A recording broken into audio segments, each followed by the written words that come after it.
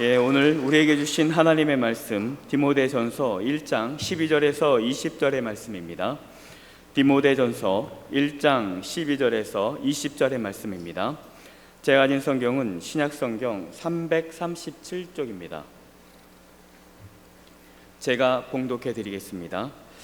나를 능하게 하신 그리스도 예수 우리 주께 내가 감사함은 나를 충성되이 여겨 내게 직분을 맡기심이니 내가 전에는 비방자요 박해자요 폭행자였으나 도리어 국류를 입은 것은 내가 믿지 아니할 때에 알지 못하고 행하였음이라. 우리 주의 은혜가 그리스도 예수 안에 있는 믿음과 사랑과 함께 넘치도록 풍성하였도다. 미쁘다 모든 사람이 받을 만한 이 말이여, 그리스도 예수께서 죄인을 구원하시려고 세상에 임하셨다 하였도다. 죄인 중에 내가 괴순이라.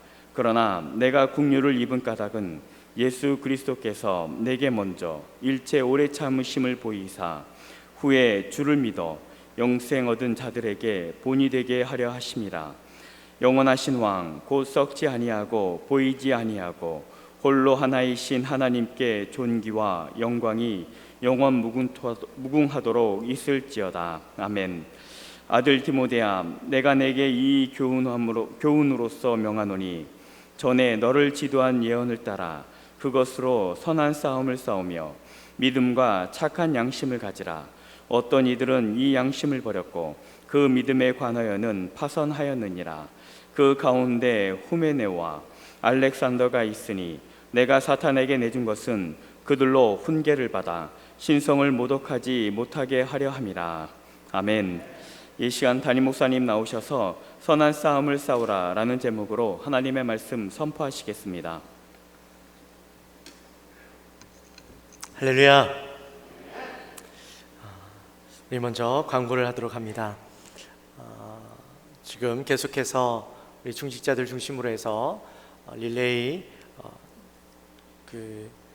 기도의 활성화를 위해서 새벽 기도와 금요 예배를 위해서 우리 매일마다 담당 부서를 정하고 담당 그 기관에서 주최를 해서 예배가 계속 되어지고 있습니다. 많은 분들이 참석해 주시고 계신데 더 많은 분들이 참석하셔서 우리가 참으로 기도가 필요한 때에 기도의 동력을 쌓게 되기를 바랍니다. 그리고 8월부터는 느헤미야 성벽 재건을 위한 릴레이 금식 기도회가 준비되고 있습니다. 앞에 나가 보시면 여러분들이 이름을 적을 수 있도록 다 준비가 되어 있으니까요. 꼭 여러분들 가셔서 여러분들의 이름을 적으셔서 우리가 나라와 민족을 위해서 또 교회를 위해서 우리의 신앙을 위해서 기도하는 일에, 금식하여 기도하는 일에 함께 동참해 주시기를 부탁드립니다. 온라인으로도 참여하실 수 있도록 우리가 준비하고 있으니까 여러분 꼭 홈페이지나 아마 준비되면 문자로 보내드릴 겁니다. 여러분들의 이름을 꼭 적으셔서 함께 금식으로 동참하게 되시기를 바랍니다. 우리 옆에 분들과 함께 인사 나눌까요? 선한 싸움을 싸웁시다. 아멘. 올해 우리 영광교회 주제가 믿음의 기초를 든든히 세우는 교회입니다.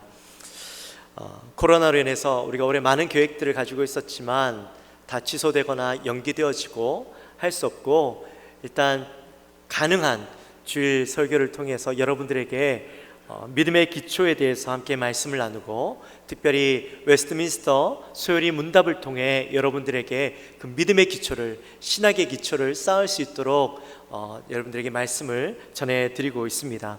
혹시 여러분들에게 이 말씀이 여러분의 신앙을 쌓는데, 기초를 쌓는데 도움이 되고 계신지 모르겠습니다. 근데 여러분, 신앙 성경적인 말씀을 통해서 성경적인 지식을 쌓는 것도 중요하지만 더욱 중요한 게 있다면 성도 개개인의 분명한 신앙 고백을 가지는 겁니다.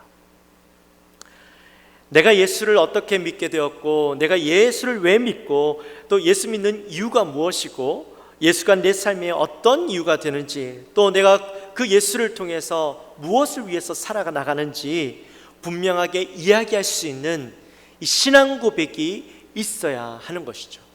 우리 각자 모두에게 이 신앙 고백이 있어야 합니다.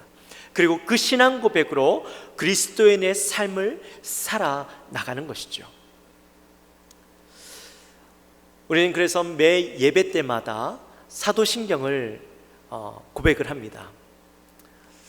언젠가 이 사도신경에 대해서도 제가 설교할 기회가 있겠지만, 이 사도신경은 2세기 때부터 암송되어졌다라는 기록이 있어요. 그 전에 만들어졌는지 언제 만들어졌는지는 정확하게 알 수 없지만 2세기 때부터 이 사도신경이 암송되어졌고 2000년 동안 계속해서 모든 성도들의 입을 통하여 이 암송이 계속 고백되어졌다라고 합니다. 2000년 동안 이 신앙 고백, 사도신경이 신앙 고백으로 계속 암송되어졌던 이유가 뭘까? 바로 이보다 더 좋은 신앙 고백이 없기 때문이겠죠. 이 신앙 고백, 그 사도신경 안에는 하나님에 대해서 고백, 하나님에 대한 고백, 예수 그리스도에 대한 고백, 성령님과 교회와 또 나에 대한 고백들이 담겨져 있습니다. 그리고 삼위일체적이고 수직적이고 수평적인 그런 관계를 모두 다 담고 있는 신앙 고백이기 때문에 우리의 신앙의 근간으로 삼기에는 너무나도 완벽한 고백이 바로 이 사도신경 안에 들어있는 것이죠. 그래서 오늘날까지 우리는 매일매일 사도신경을 고백합니다. 근데 이 사도신경을 우리가 매일매일 고백하는 것도 중요하지만 이 사도신경이 나의 신앙 고백이 되기 위해서 사도신경의 그 의미를 제대로 이해하고 사도신경 안에 있는 그 단어 하나하나가 무엇을 의미하는지 알아야지만 이것이 우리의 신앙 고백이 되어질 수 있겠죠. 그리고 그 신앙 고백을 통하여서 내 삶으로 살아내는 것까지 나아가야 하는 것입니다. 뿐만 아니라 이것을 기초로 내 신앙의 분명한 신앙의 고백을 가지고 그 신앙 고백으로 내가 살아나가야 하는 것이죠. 성경에 보면 신앙의 많은 선배들이 자신의 신앙을 고백한 부분들이 많이 나옵니다.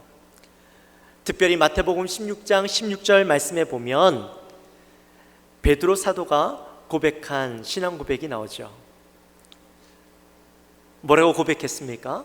주는 그리스도시요 살아계신 하나님의 아들이십니다. 이 베드로의 고백을 우리는 굉장히 중요하게 생각합니다. 왜냐하면 베드로가 예수 그리스도를 어떻게 바라보고 있는지, 그리고 어떻게 인지하고 있는지 이 고백 안에 다 함축되어서 들어있기 때문입니다. 베드로가요, 주는 그리스도이십니다 라고 고백한 이 고백에는 예수님의 삼중직이 그대로 내포되어 있어요. 당신은 나의 왕이십니다. 당신은 나의 제사장이십니다. 당신은 나의 선지자이십니다. 베드로의 고백 가운데 그 고백이 들어있었던 거죠. 그래서 이 고백을 근간으로 해서 베드로는 그의 인생을 복음을 위해서, 예수 그리스도를 위해서 살아가게 되어지고 그의 생명까지도 이 복음 위해서 바치게 되어졌던 것이죠. 오늘 본문에 보면 사도 바울의 신앙 고백이 나타나 있습니다. 13절에 보시면 내가 전에는 비방자요 박해자요 폭행자라고 그렇게 고백을 합니다. 이것은 베드로의 가장 부끄럽고 어두운 과거를 이야기하고 있는 것이죠. 자신의 가장 추한 모습을 서스럼 없이 드러내고 있는 그런 장면입니다. 사랑하는 성도 여러분, 우리 중에 누가 나의 가장 연약한 부분, 나의 가장 어두운 부분, 내 안에 있는 가장 추한 부분을 드러내고 싶어 하겠습니까? 할 수만 있다면 나의 부끄러운 과거들, 나의 추한 과거의 모습들은 꼭꼭 싸매어두고 덮어두고 아무도 들춰내고 싶어 하지 않는, 아무도 들춰내기를 원하지 않는 마음들이 우리 모두에게 있죠. 그런데 오늘 사도 바울은 자신의 가장 추하고 부끄러운 과거들을 그대로 들춰내고 있어요. 바리새인으로서 예수 믿는 사람들을 결박해서 붙잡아가고 그들을 옥에 가두고 또 심지어 죽이기까지 했던 자신의 부끄러운 과거들을 그대로 드러내고 있는 것입니다. 여러분, 자신의 부끄러운 과거를 드러내는 것이 얼마나 부끄럽겠어요. 특별히 내가 예수 믿는 사람으로 내 과거 가운데 예수를 핍박했던 그 과거를 드러낸다는 것은요, 굉장히 부끄러운 것이죠. 자기 스스로 나는 살인자입니다, 나는 강도입니다 라고 고백하는 거예요. 여러분 스스로 살인자입니다, 내가 살인을 저질렀고 살인자입니다, 내가 도둑질하고 나는 도둑입니다 라고 얘기할 수 있는 사람이 몇 분이나 되겠어요? 또한 15절 말씀에 보면 나는 죄인 중에 괴수라고 스스로 고백하는 장면이 나와요. 죄인 중에 괴수라는 것은 나는 죄인 중에 우두머리입니다, 내 죄가 너무 크고 너무 많아서 결코 용서받을 수 없는 죄를 가진 사람입니다 라고 고백하고 있는 거예요.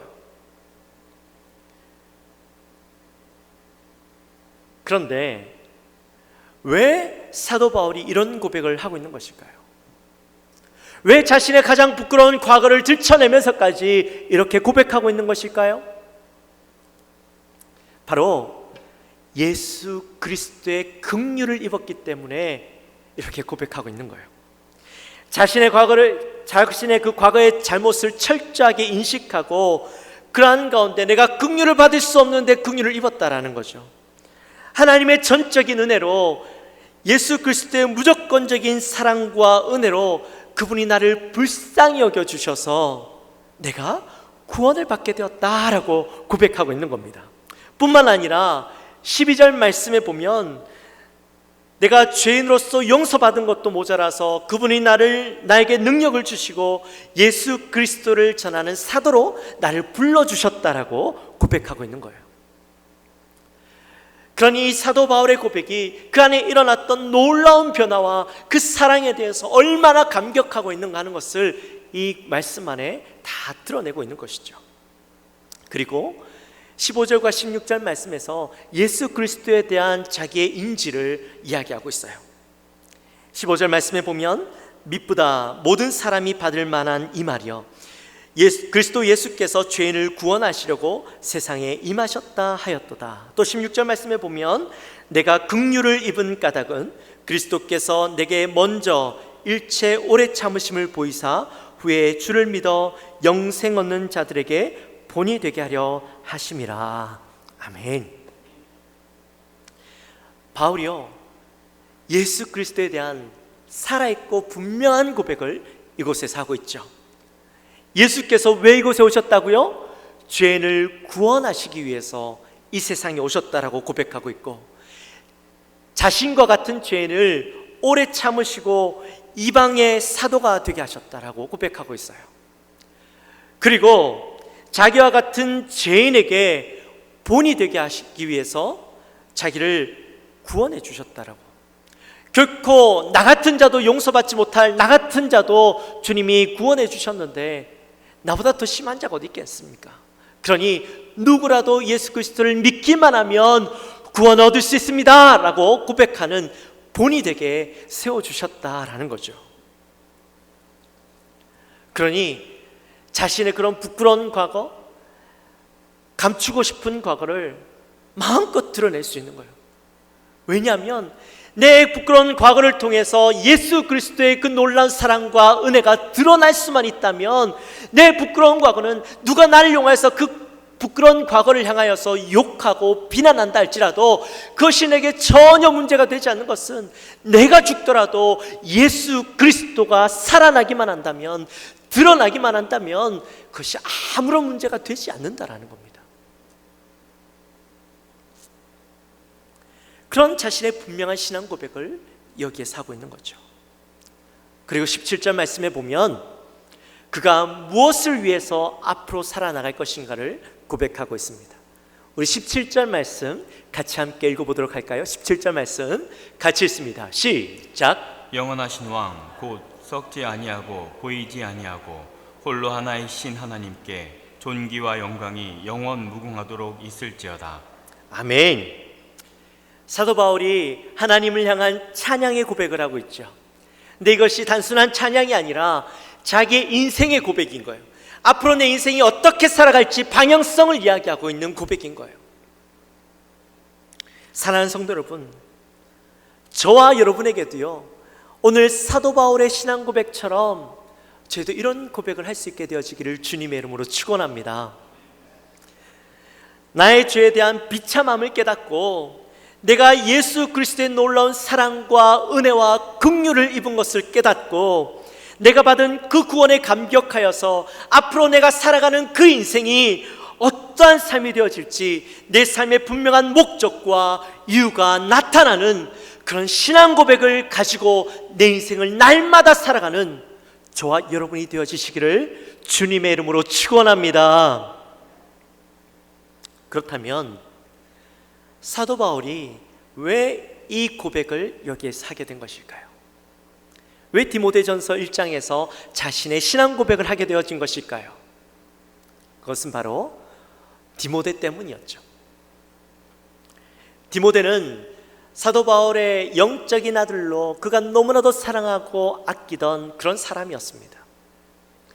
사도 바울이 이제 마게도냐로 건너가게 되어지면서 그가 섬기던 에베소 교회를 섬겨나갈 그런 목회를 할 사람이 필요했는데 그 자리에 바로 이 디모데를 세우고 갔던 것이죠.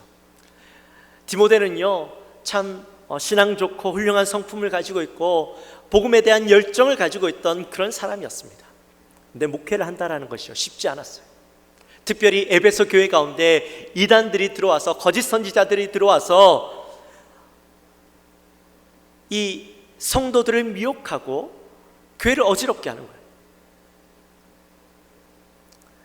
또 교회에서 거짓된 복음을 전하면서 디모데를 무시하고 그들이 교회를 이끌고 가려고 막 어려운 싸움들을 하고 있었던 거예요. 그러다 보니까 이 디모데의 마음 가운데 얼마나 어려운 마음들이 있었겠습니까? 얼마나 힘든 마음들이 있었겠어요? 포기하고 싶은 마음들이 들지 않았겠습니까? 그런 힘든 마음을 가지고 살아가고 있는 디모데를 향해서 사도 바울이요 자신의 분명한 신앙 고백 위에 자신의 사역을 감당하고 있는 그것을 이야기해 주면서 너도 너의 분명한 신앙 고백 가운데 너의 신앙을 지켜나가고 너의 사명을 담당하게 지켜나가라고 이야기해 주고 있는 것이죠. 어떠한 어려움과 상황 속에서도 흔들리지 않는 분명한 신앙 고백을 가지고 살아가라고 이야기해 주고 있는 것입니다. 그리고 오늘 본문 속에서는 사도 바울이 디모데를 향해서 이렇게 도전합니다. 우리 18절 말씀 같이 함께 읽어볼까요? 18절 말씀 시작. 아들 디모데야, 내가 내게 이 교훈함으로써 명하노니 전에 너를 지도한 예언을 따라 그것으로 선한 싸움을 싸우며. 아멘. 지금 바울이 디모데를 향해서 뭐라고 이야기하고 있어요? 선한 싸움을 싸우라 라고 그렇게 고백하고 있죠. 권면하고 있죠. 지금 디모데가 처해 있는 그 상황이 녹록진 않지만 그렇다고 해서 그 상황을 포기하고 힘들어만 할 것이 아니라는 겁니다. 지금 이 디모데가 싸우고 있는 이 싸움이 어떤 싸움인지 분명히 인식하고 무엇을 위해서 싸워야 할 것인가, 그리고 어떻게 싸워야 할 것인가를 분명히 바라보라라고 지금 디모데에게 이야기하고 있는 것이에요. 여러분, 선한 싸움이란 어떤 싸움을 이야기하는 것일까요? 선한 싸움. 선한 싸움은 착한 싸움일까요? 그것도 말은 되겠죠. 그러나 정확하게 선한 싸움이란 하나님을 위한 싸움, 영적인 싸움을 이야기하는 겁니다. 지금 교회 안에 들어와 있는 이단들과 이 디모데가 하나님께서 주신 권위로 참된 진리, 말씀의 진리의 검을 가지고 그들과 싸우라고 권면하고 있는 것이에요. 특별히 그 말씀에 보면 디모데가 이 싸움을 위해서 특별히 부르심을 받았다라고 그렇게 바울이 이야기하고 있음을 보게 됩니다. 근데 여러분, 그리스도인들이 싸우는 거 별로 안 좋아하죠. 되도록이면 좋은 게 좋은 것이다 라고 이야기하고 싸우지 않으려고 합니다. 성경에서도요 싸움을 권하지 않아요. 싸우지 말라고 이야기합니다. 갈라디아서 5장 15절 말씀에도 그렇고 잠언에서도 여러 번 얘기하죠. 또 로마서 12장 19절 말씀에서도 싸우지 말고 화평하라 라고 그렇게 말씀합니다. 그러니 우리에게는 싸우지 않는 것이 우리의 미덕이라고 생각하고 싸울 일이 있어도 좀 참고 넘어가려고 하죠. 맞아요. 싸우지 않는 건 좋은 거예요. 그러나 무조건 싸우지 않는 것은요, 좋은 게 아니에요. 싸우란 이야기가 아니라 가려가면서 싸워야 된다는 얘기겠죠. 자, 그렇다면 우리는 언제 싸워야 할까요? 도대체 무엇을 싸워야 할까요? 무엇과 싸워야 할까요? 바로 복음이 가려지고 진리가 훼손될 때는 우리는 싸워야 하는 것입니다. 사도행전에 보시면 베드로 사도와 또 다른 사도들이 예수 그리스도의 복음을 전하다가 산헤드린 공회에서 복음을 전하지 말라고 했는데 계속 복음을 전하니까 그들을 붙잡아서 혼을 내고 괴롭게 했어요. 그리고 다시 한번 이야기합니다. 너희가 나가서 이 문을 나갈 때 다시 한번 예수 그리스도의 복음을 전하면 가만두지 않을 거야. 복음 전하지 마! 라고 이야기를 하죠. 그때 이 베드로가 뭐라고 이야기하냐면 사도행전 4장 20절 말씀에서 이렇게 이야기합니다. 우리는 보고 들은 것을 말하지 아니할 수 없다.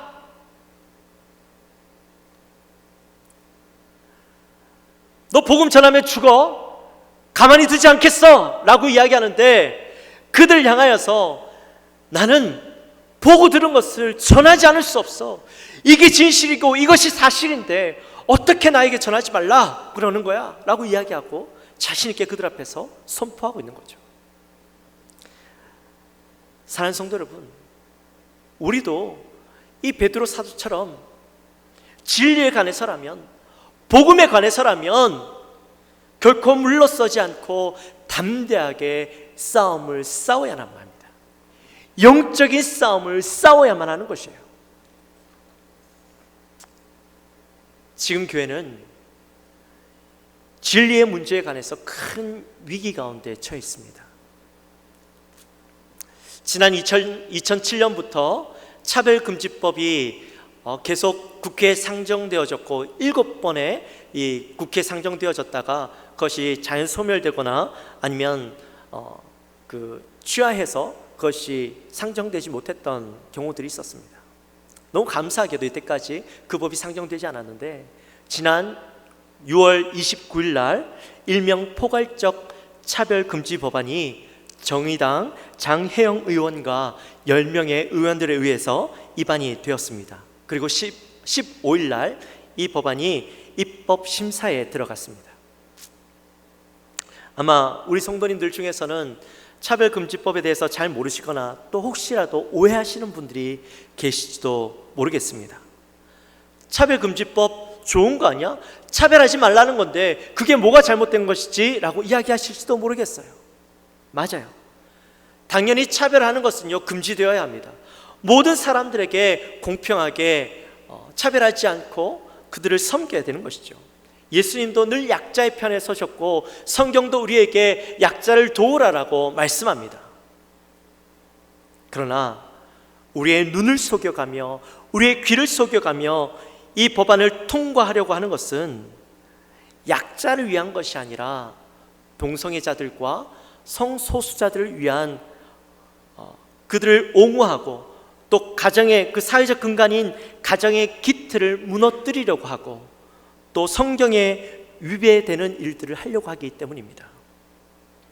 지금 언론에서도 많은 그런 기사들이 쏟아져 나오고 있고 이것이 옳은가 그된 것인가에 대한 이야기가 계속 나오고 있지만 여러분, 그 언론의 기사들만 봐서는 여러분들이 제대로 이해할 수 없어요. 언론은 여러분들의 길을 막고 있어요. 그래서 저는 이 시간 정의당에서 발의한 그 법안을 가지고 와서 왜 이것이 문제인가에 대해서 여러분들에게 말씀을 전해드리려고 합니다. 먼저 2조의 정의에 보시면 이 법에서 사용하는 용어의 뜻은 다음과 같다라고 이야기하고 1항에 보시면 이렇게 나와 있습니다. 성별이란 여성, 남성 그 외에 분류할 수 없는 성을 말한다.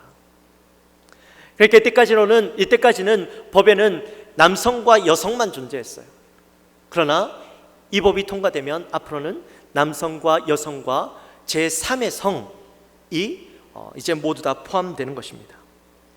그리고 4항에 보시면 성적 지향이란 이성의 동성애, 양성애든 감정적, 호의적, 성적으로 깊이 끌릴 수 있고 친밀하고 성적인 관계를 맺거나 맺지 않을 수 있는 개인의 가능성을 말한다. 자, 이게 무슨 말이냐면 이때까지는 남자와 여자가 사랑하고 관계를 맺는 것이 당연하다고 여겨졌는데 이제는 개인의 어떤 성적 취향에 따라서, 즉 좋아하는 감정에 따라서 누구와도 사랑하고 성적인 관계를 맺을 수 있다라는 겁니다. 동성애도 가능하고 양성애도 가능하고, 이 법의 잠재적인 잠재적으로는 수와 성애까지도 가능하다라는 것을 내포하고 있습니다.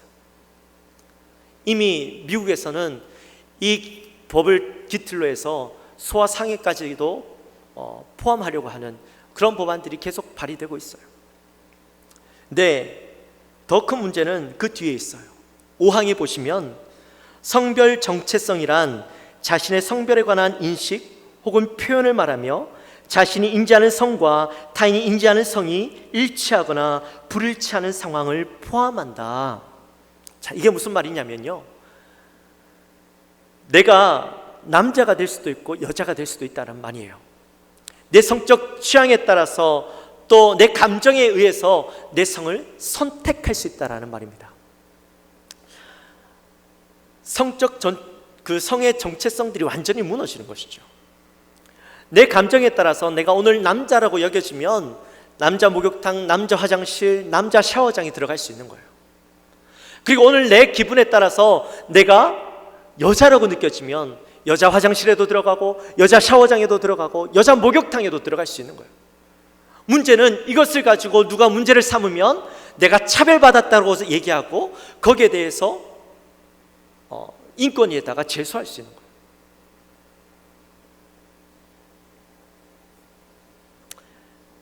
그리고 3조 1항에 보시면 거기에 여러 가지 말들이 나오는데, 이제 그 차별 받는 사람들에 대한 그 이름들이 쭉 나열되면서 중간에 보시면 성적 지향, 성별 정체성을 이유로 다음 각 호의 어느 하나의 영역에서 특정 개인이나 집단을 분리, 구별, 제한, 배제, 거부하거나 불리하게 대우하는 행위를 할 수 없다라고 이야기합니다. 자, 여기의 핵심은 이거예요. 성적 지향, 성별 정체성 때문에 차별할 수 없다라는 거. 왜 이게 핵심이냐면 다른 부류의 것들은 이미 법적으로 보호하고 있어요. 장애인 차별금지법, 양성평등기본법, 남녀고용평등법, 기간제 근로자 보호법 등 이들을 위한 법만 해도요 20개가 넘습니다. 이미 저들을 위한 법이 마련되어 있습니다. 보호받고 있어요. 그런데 이 보호받고 있는 부분들까지 포함해서 마치 포괄적 차별금지법이라고 해서 이들 모두를 포함하여서 차별을 금지하는 법안이라고 이야기하고 이 법안이 나왔다라는 것이죠. 그러나 실제적으로는 이 법안이 다른 사람들에게는 그렇게 별로 필요가 없는 법안이라는 겁니다. 그러니 딱 놓고 보면 동성애자들과 성소수자들을 위한 법이라는 것이죠. 또 그 법안들을 자세히 보면 누가 봐도 이것은 동성애자들과 성소수자들을 위한 법안이구나라는 것을 알 수가 있습니다. 제가 다 이야기할 수 없기 때문에 이 법안을요 뒤에다가 비치해 놨어요. 1층과 3층에다가 법안들을 그대로 비치해 두었고 중요한 부분들을 제가 빨간색으로 표시해 두었습니다. 여러분 혹시 한번 가서 보세요. 제가 편견을 가지고 바라보는 것이 아니라, 편견을 이야기하는 것이 아니라 법에 그대로 그 내용들이 나와 있다라는 거죠. 사실 이 법이 통과되고 나면 우리에게 어떤 직접적인 문제가 생기냐면 동성애를 죄라고 이야기할 수 없게 되어진다라는 겁니다. 언론에서 이야기합니다. 동성애가 죄라고 이야기해도 전혀 문제되지 않습니다. 벌금을 매기지 않습니다 라고 이야기합니다. 맞아요. 동성애를 죄라고 이야기하는 것은 문제가 되지 않아요. 설교하는 것은 문제가 되지 않아요. 그러나 이 설교를 동성애자들이나 성소수자들이나 아니면 이들과 같은 인식을 가지고 있는 사람들이 이 설교를 듣고 동성애가 죄라고 이야기하는 설교를 듣고 인권위에 제소를 하게 되어지면 44조에 의해서 교회는 또 목사는 여기에 대해서 해명을 해야 하고, 그 해명이 그들의 만족스럽지 못할 경우에 3천만 원 이하의 강제 이행금을 납부하게 되어 있어요. 그리고 여기에 대해서 정신적인 피해를 입었다라고 이야기하면 그들에게 최소한 500만 원 이상의 보상금을 지급을 해야 되는 거예요. 또한 교회는 행정명령을 받게 되어 있습니다. 이 법안에 그대로 나와 있는 거예요. 만들어서 하는 얘기가 아니에요. 뿐만 아니라 교회에서 직원들을 채용할 때에 동성애자라고 차별하면 안 되고, 신학교에서 또는 기독교 근간을 바탕을 두고 있는 그런 곳에서 학생들이나 직원들을 동성애자들이라고, 성소수자들이라고 차별해서 받지 못하게 되어 있다는 겁니다. 근데 말이 차별해서 받지 못한다는 것이지, 그 사람들이요 여기에 대해서 불만을 가지고 나는 차별을 받았다라고 이야기하면 교회에서나 학교에서나 그것을 증명해내야만 하는 거예요. 이런 이유에서 이들이 떨어질 수밖에 없었습니다 라고 이야기해야 되는데, 그것을 밝혀내지 못하면 역시나 똑같이 제재를 당하게 되어지는 거예요. 근본적으로 이들을 막을 방법이 없어지는 겁니다. 교회, 나중에는 그 신학교를 졸업한 사람들이 안수 안 주면 그걸로 문제를 삼겠죠. 그러면 교회는 안수 줄 수밖에 없어요.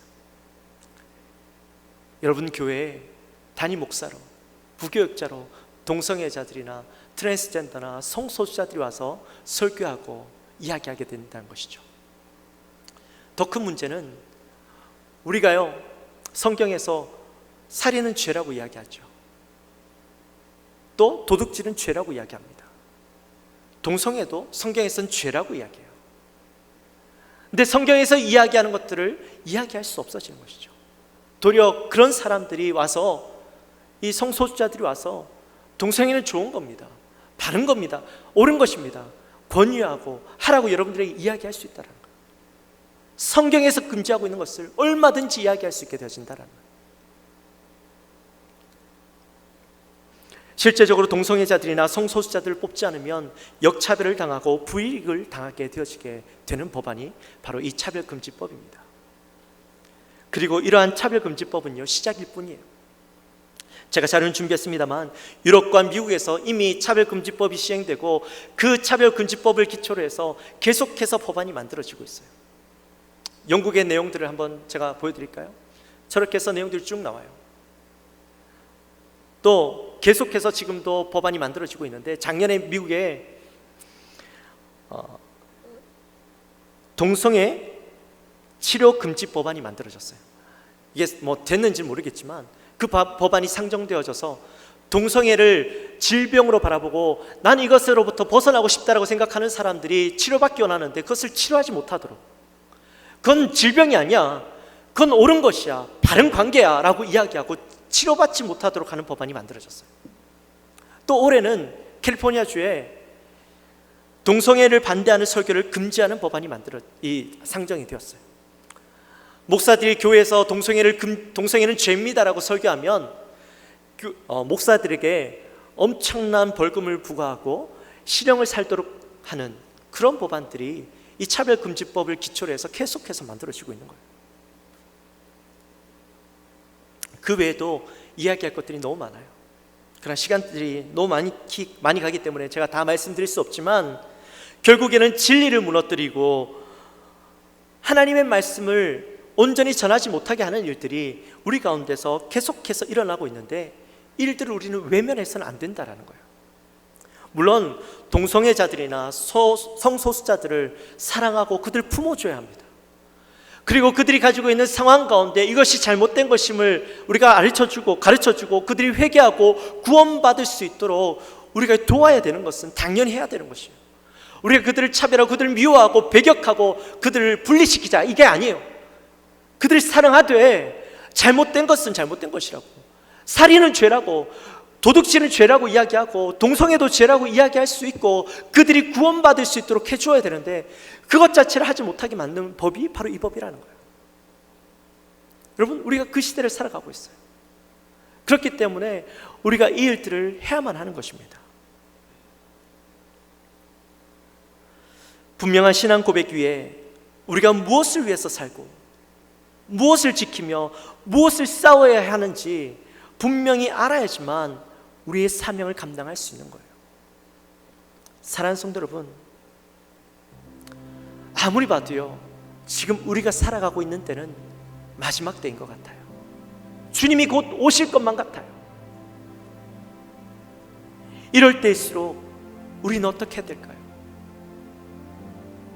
우리는 분명한 신앙 고백 위에 우리의 신앙을 세워나가야만 합니다.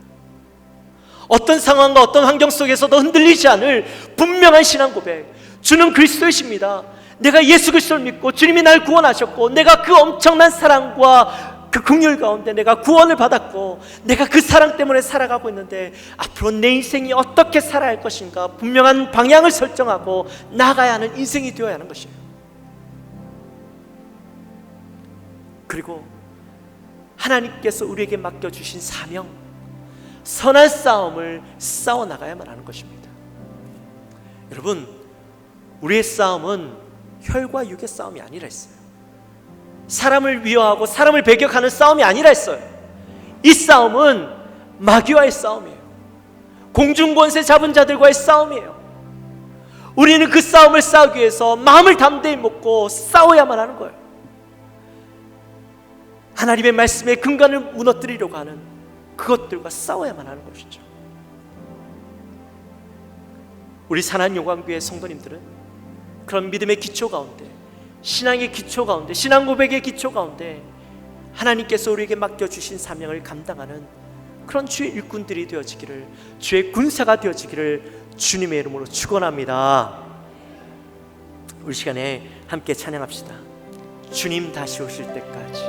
하나님, 내가 우리의 신앙을 지키고 우리의 믿음을 지키고 하나님의 영광을 위해서 선한 싸움을 싸우겠습니다. 우리 그 마음을 가지고 이 찬양을 함께 했으면 좋겠습니다.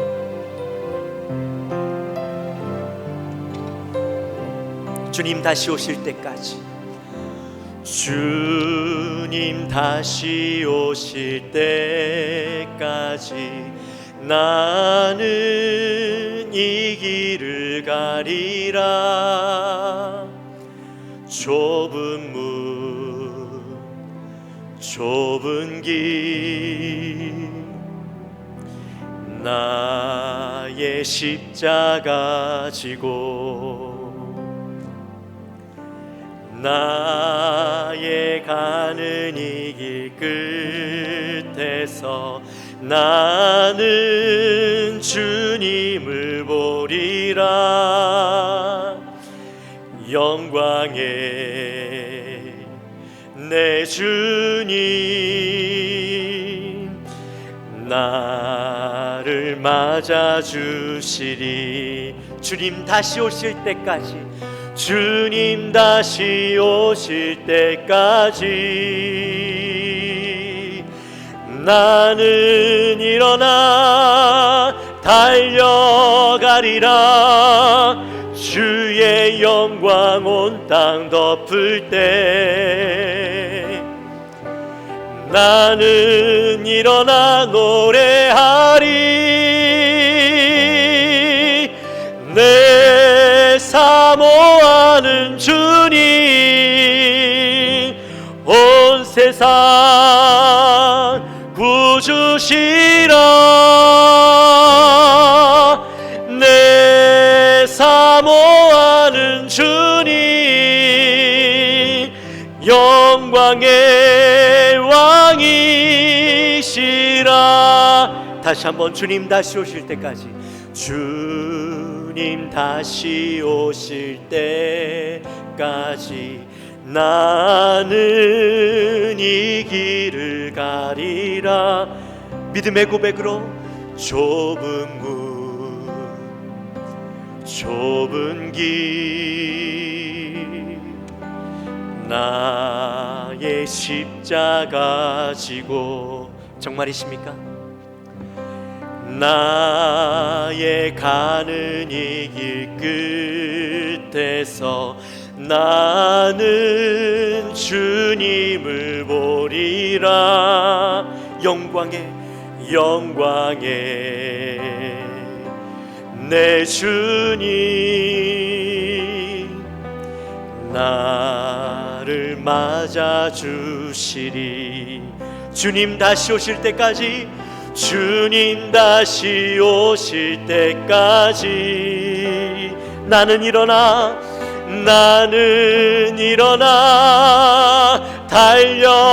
달려가리라. 주의 영광 온 땅 덮을 때 나는 일어나 노래하리. 내 사모하는 주님 온 세상 구주시라. 내 사모하는 주님 영광의 왕이시.